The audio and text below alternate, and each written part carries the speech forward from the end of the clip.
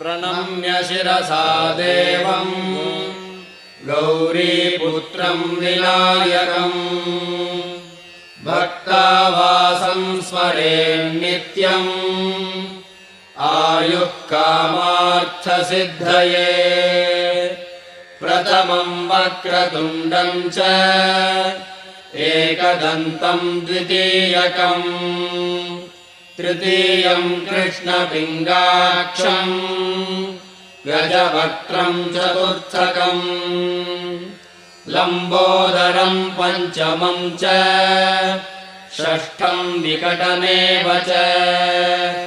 सप्तमम् विघ्नराजेन्द्रम् धूम्रवर्णम् तथाष्टकम् नवमम् बालचन्द्रम् च